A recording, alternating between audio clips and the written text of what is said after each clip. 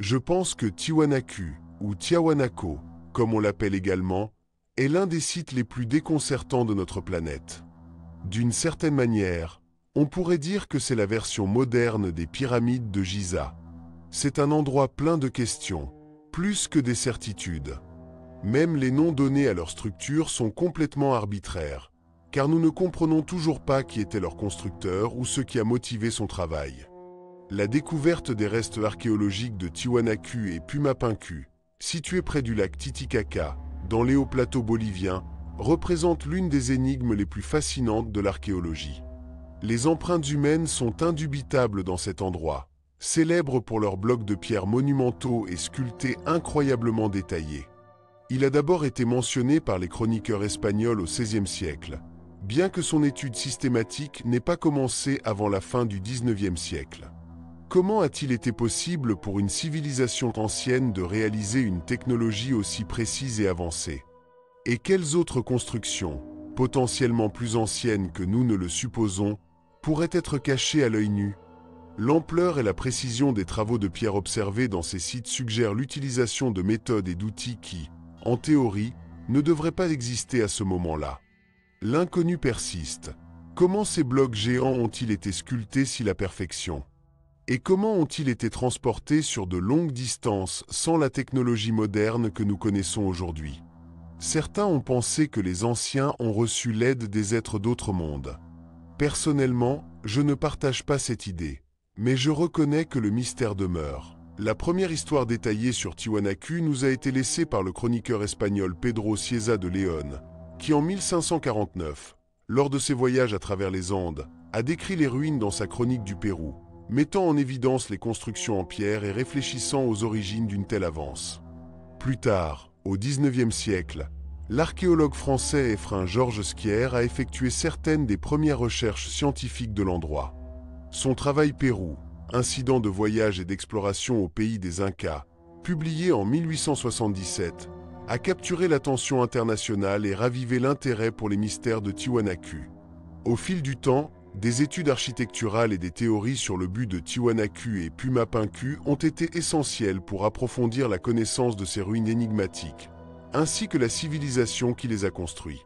Au XXe siècle, l'archéologue bolivien Carlos Ponce Sanguinet a dirigé d'importantes fouilles dans la région, ce qui a permis de recueillir une grande quantité d'informations sur la culture Tiwanaku. Son travail était décisif pour localiser le site dans un cadre historique, culturel et symbolique plus large. Depuis leur conclusion, Tiwanaku et Pumapunku ont suscité un grand intérêt en raison du mystère qui les entoure. L'ampleur de ces constructions et l'incroyable précision avec laquelle la pierre a été travaillée a laissé des archéologues et des ingénieurs déconcertés pendant des décennies. Les structures montrent un domaine technique difficile à expliquer avec les ressources prétendument disponibles à l'époque. Plusieurs des blocs trouvés à l'endroit dépassent 130 tonnes et ont des coupes si exactes qu'ils ont généré des débats intenses sur la façon dont ils ont été manipulés et placés. Ces caractéristiques ont favorisé plusieurs théories qui tentent d'expliquer quel type d'outils, de techniques ou de connaissances avancées auraient pu avoir les anciens constructeurs pour atteindre un tel niveau de perfection dans leurs œuvres. L'un des aspects les plus intrigants de Pumapunku est l'existence des blocs H bien connus. Sa présence ne semble pas être le fruit du hasard. Au contraire, il dénote un modèle défini et une intentionnalité claire dans sa conception et sa disposition. Ces pièces s'inscrivent comme des composants d'un puzzle à 3 dimensions complexes, ce qui suggère une planification méticuleuse et une compréhension avancée de la géométrie. La précision avec laquelle ces blocs ont été sculptés est si impressionnant qu'il soulève de sérieux doutes sur les outils utilisés. Les cortèses sont si précis que de nombreux chercheurs considèrent qu'une technologie de coupe extrêmement avancée était nécessaire, bien au-dessus de ce qui est normalement attribué aux cultures précolombiennes du continent américain. Ce niveau de sophistication reste l'un des grands mystères archéologiques de la région. Les fouilles modernes ont mis en lumière de nombreux artefacts et restes structurels qui ont permis de mieux comprendre la culture tiwanakota. Ces résultats renforcent l'idée que Tiwanaku n'était pas seulement un important centre cérémoniel et spirituel, mais aussi une civilisation très développée en termes d'ingénierie, d'architecture et d'expression artistique. Son héritage continue de remettre en question les conceptions traditionnelles sur les capacités technologiques du monde préhispanique andine. L'une des constructions les plus remarquables de Tiwanaku est l'imposante pyramide Akapana, considérée comme l'une des œuvres architecturales les plus ambitieuses du site. Cette structure monumentale atteint environ 200 mètres de long par sa base et atteint une hauteur de 17 mètres. Son bâtiment a combiné des blocs mégalithiques avec un noyau terrestre compacté, qui révèle une capacité notable à travailler avec divers matériaux à grande échelle. Ce qui distingue vraiment la pyramide d'Akapana, c'est son système de drainage sophistiqué. Tout au long de la structure, il existe des canaux en pierre approfondis, conçus pour collecter et détourner l'eau de pluie. Ce système démontre non seulement une compréhension avancée de l'ingénierie hydraulique, mais aussi une conscience claire de l'importance de préserver l'intégrité structurelle du monument par rapport aux effets de l'érosion. Grâce à ces détails, la pyramide d'Akapana se met en évidence non seulement pour sa taille, mais aussi pour la complexité de sa conception. Sa fonctionnalité et sa durabilité parlent de connaissances techniques raffinées, ce qui renforce l'idée que les Tiwanakota avaient une compréhension approfondie de l'environnement et de l'architecture monumentale. Certains chercheurs ont soulevé la possibilité que la conception de la pyramide Akapana ait non seulement répondu à des fins cérémonielles ou pratiques, mais aussi astronomiques.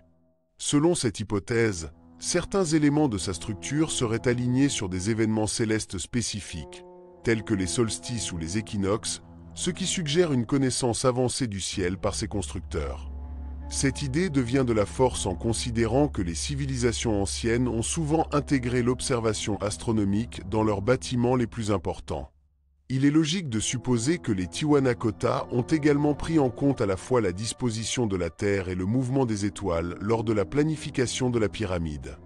La combinaison de la précision architecturale et du symbolisme céleste possible renforce le caractère sacré de l'Akapana. Certains auteurs vont même plus loin, proposant que les origines de cette structure puissent revenir à il y a environ 12 000 ans. Si cette déclaration était vraie, elle impliquerait un examen approfondi de l'histoire humaine connue, en particulier en ce qui concerne le développement de l'architecture et de l'organisation sociale dans les Andes. Bien que ces théories ne soient pas exemptées de controverses, elles invitent à réfléchir à ce que nous savons vraiment sur les civilisations anciennes. Un autre des ensembles architecturaux les plus emblématiques de Tiwanaku est le temple de Kalasazaya, une structure d'une grande importance cérémonielle. Il s'agit d'une plateforme rectangulaire élevée, entourée d'un mur impressionnant composé d'énormes blocs de grès, soigneusement assemblés. L'échelle et la solidité de l'ensemble reflètent à la fois l'intention technique et symbolique de ses constructeurs. Le nom Kalasazaya vient de la langue aymara et se traduit par les pierres qui se tiennent, une description précise des grandes colonnes verticales qui flanquent le périmètre du temple. Ces pierres verticales remplissent non seulement une fonction structurelle, mais aussi esthétique et éventuellement rituelle, contribuant à la majesté de l'enceinte sacrée. Ce temple a été interprété comme un lieu de cérémonie religieuse et d'observation astronomique, étant donné la disposition de certains éléments qui pourraient être alignés sur les phénomènes solaires. Kalasazaya représente non seulement un échantillon impressionnant d'architecture mégalithique andine, mais aussi un témoignage de pensée spirituelle, scientifique et sociale de la culture Tiwanakota. Les murs du temple de Kalasazaya présentent des figures sculptées avec une précision incroyable, démontrant le niveau artistique et technique élevé des Tiwanakota. Parmi ces sculptures, le célèbre portail du soleil se démarque, une structure monolithique sculptée d'un seul bloc de pierre de l'andésite, qui est devenue l'une des icônes les plus représentatives de Tiwanaku. Au centre du portail se trouve une figure imposante que de nombreux experts associent à Viracocha, la divinité créative du panthéon andine. Cette figure est entourée de petits êtres ailés, que certains interprètent comme des messagers divins ou des symboles cosmiques. Le style et la disposition de ces éléments reflètent un symbolisme religieux profond et pourraient également avoir un but astronomique. Diverses enquêtes suggèrent que le portail Sun aurait pu fonctionner comme calendrier solaire. Les gravures présentes à leur surface semblent être alignées sur les phénomènes célestes pertinents, tels que les équinoxes et les solstices. Cette hypothèse renforce l'idée que les constructeurs de Tiwanaku ont non seulement dominé l'architecture monumentale, mais possédaient également des connaissances avancées en astronomie et en mesure du temps. Des fouilles récentes dans la région de Yanghe, dans le nord-ouest de la Chine, ont mis en lumière ce qui est considéré comme la plus ancienne chaise du monde, datée entre 724 et 396 avenue. Cette constatation, précédente en au moins 500 ans aux chaises précédemment connues, offre une nouvelle perspective sur l'évolution de la conduite et l'importance des chevaux dans les anciennes sociétés. La chaise, faite de cuir, a été trouvée dans une tombe appartenant à une femme depuis environ 40 ans, peut-être un nomade de la culture Subexi. Sa conception, bien que rudimentaire, montre une compréhension avancée de l'ergonomie et des fonctionnalités, offrant un réconfort à la fois le cavalier et le cheval. Cette découverte suggère que la domestication et l'utilisation de chevaux à monter étaient plus avancées à l'époque qu'on ne le pensait précédemment. En outre, il met en évidence la pertinence de la région de l'Asie centrale en tant que centre d'innovation dans les technologies équestres, qui aurait pu influencer l'expansion et la mobilité des cultures nomades. Cette constatation élargit non seulement nos connaissances sur les pratiques équestres anciennes, mais souligne également la sophistication des cultures de fer en Asie centrale. La conservation de la chaise offre une occasion unique d'étudier les techniques de fabrication et les matériaux utilisés à ce moment-là, offrant une fenêtre au passé de l'humanité et sa relation avec les animaux. Lors d'une fouille archéologique dans la ville d'Orléans, en France, 21 anciennes tablettes de plomb ont été découvertes dans un cimetière datant de l'ère gallo-romaine.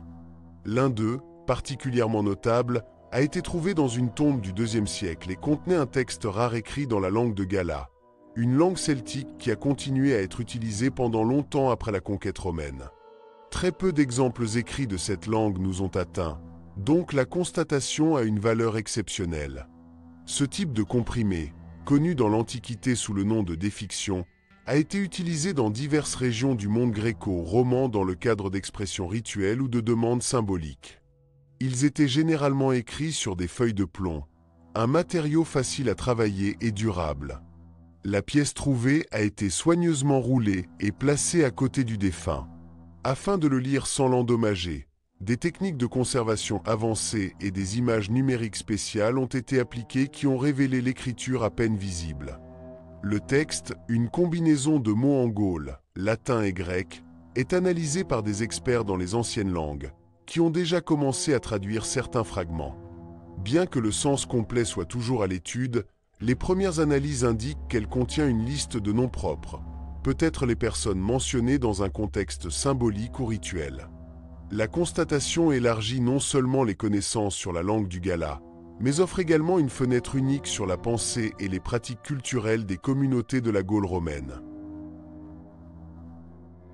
Dans le centre de la France, les archéologues ont découvert une ancienne nécropole celtique à Creuzier-le-Neuf. Une petite ville qui était à l'âge du fer était un passage stratégique entre les territoires de différents peuples de Gauligne. Lors d'une fouille réalisée en 2022, plus de 100 tombes ont été trouvées dans une enceinte funéraire d'environ 650 mètres carrés. Bien que le sol acide ait empêché la conservation des restes osseux, de nombreux objets métalliques ont été récupérés, beaucoup en excellent état, comme les bracelets, les fibulaires et autres ornements personnels. Les plus frappantes de la découverte étaient 2 épées de plus de 2000 ans, même avec leur gousse d'origine. L'un d'eux, richement décoré de parchemins, d'ocelles, de croix gammées et de cabujones peut-être en verre, est considéré comme l'une des épées celtiques les mieux conservées trouvées en Europe. Même les symboles ont été identifiés dans la feuille comme un cercle et une lune croissante. La deuxième épée, plus sobre, était également bien conservée et conservait des restes de tissu attachés à sa gousse.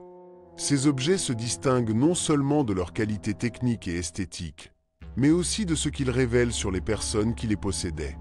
Les armes, comme les bijoux, étaient probablement des signes de statut, de puissance ou de prestige au sein de la communauté.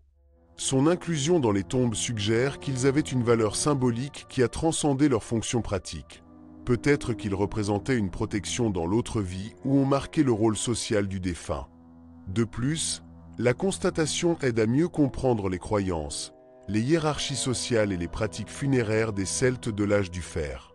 Grâce au travail de conservation méticuleux, Nous pouvons maintenant observer des détails qui autrement sont restés cachés, et ainsi reconstruire plus clairement comment ces anciens peuples de Gaule ont vécu et sont morts. La découverte d'une tablette romaine rare en France.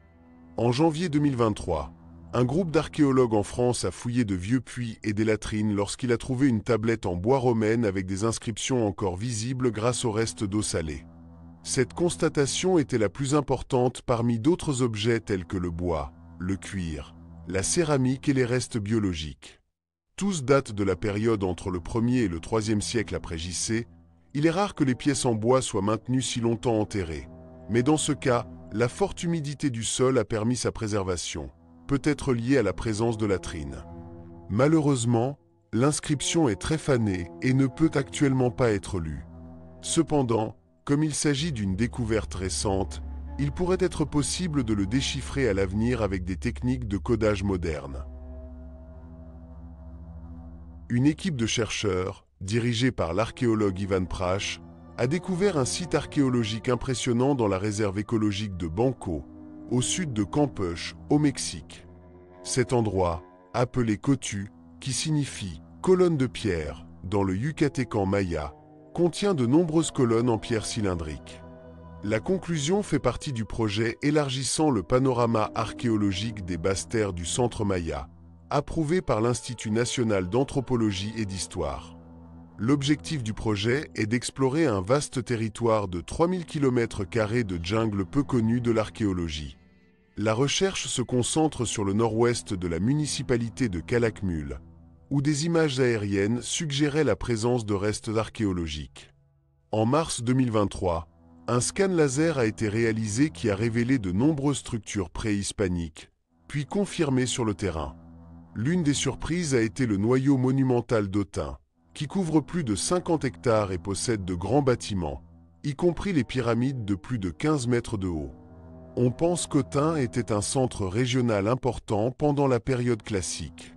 Les analyses en céramique indiquent que la plupart des objets trouvés datent de la fin du classique.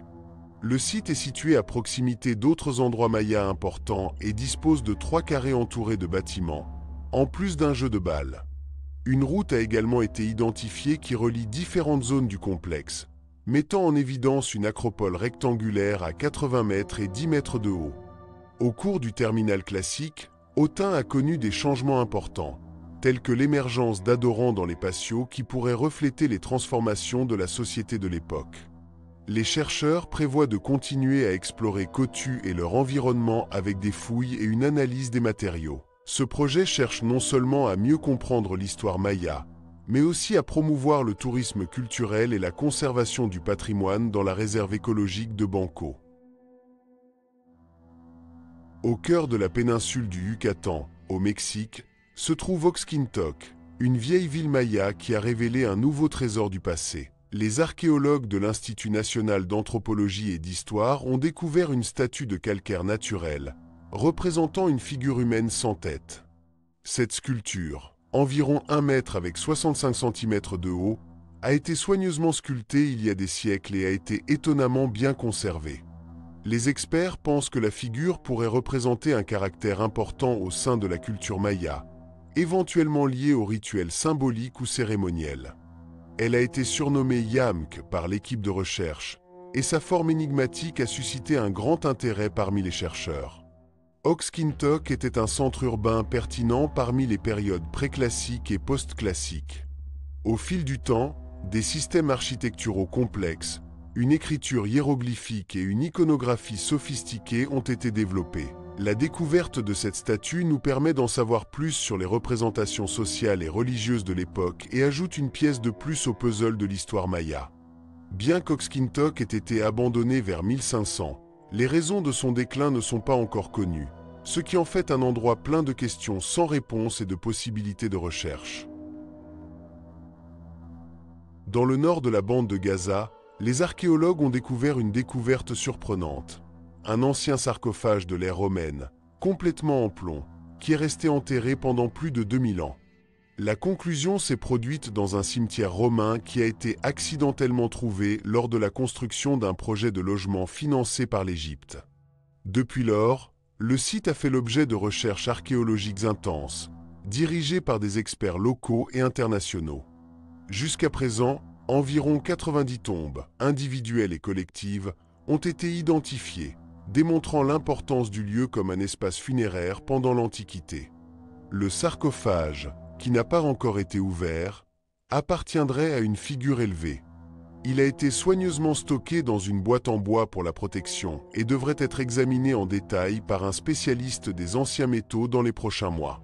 À côté de cela, des objets tels que des vaisseaux en céramique et d'autres éléments typiques de la période romaine ont été trouvés, ce qui aide à confirmer son antiquité.